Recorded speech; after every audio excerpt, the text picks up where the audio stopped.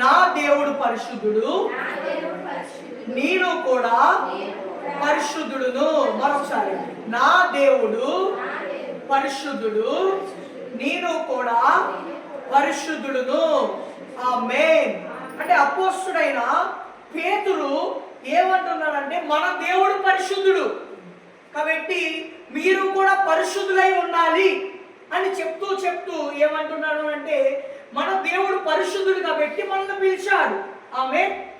మీరు కూడా పరిశుద్ధులుగా ఉండాలి అని అంటే ఏం చేయాలంటే విధేయత చూపించవలను, విధేయత చూపించే పిల్లలై ఉండవలను అని అపోస్తలుడైన పేతురు గారు చెప్తున్నాడు.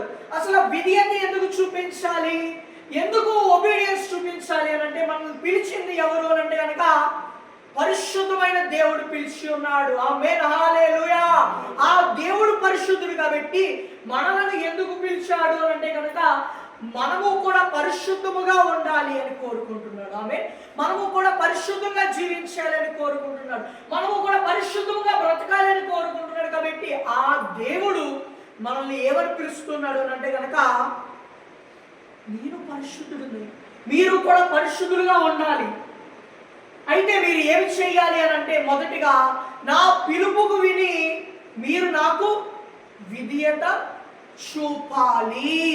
ఆమేన్, హల్లెలూయా. అంటే మనము విధేయత చూపునందున దేవుడి యందు విధేయత చూపించాలి. చెప్పండి మొదటి మాట, దేవుడి యందు విధేయత చూపించాలి. ఎవరైతే విధేయత చూపుతారో దేవుడి యందు, దేవుడు వారిని పిలిచారు అని వారు గుర్తెరుగుతారండి.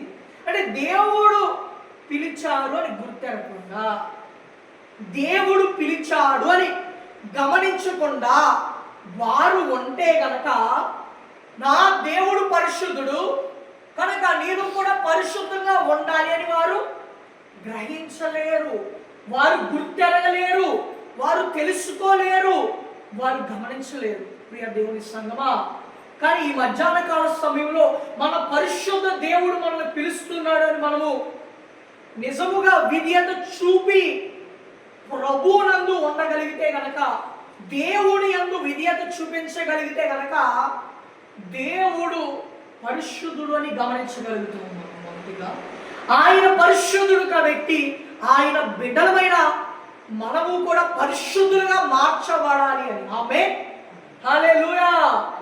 పరిశుద్ధులుగా మార్చబడాలి అని, పరిశుద్ధులుగా జీవించాలి అని, పరిశుద్ధులుగా ఉండాలి అని దేవుడికి ఏం చూపుతామండి? చెప్పండి మొదటి మాట, విధేయత చూపుతాము.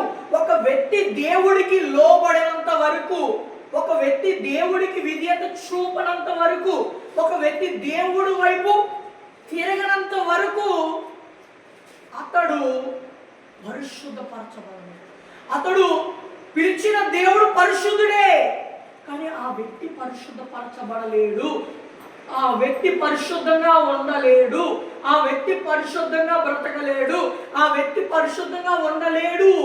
ఎందుకు బ్రతకలేడు, ఎందుకు ఉండలేడు అని అంటే, ఆ వ్యక్తి దేవుడికి విధేయత చూపించటలేదు. అంటే ఆ వ్యక్తి దేవుడికి లోబడట్లేదు. మనం దేవుడికి లోబడుతున్నామా, దేవుడికి విధేయత చూపుతున్నామా?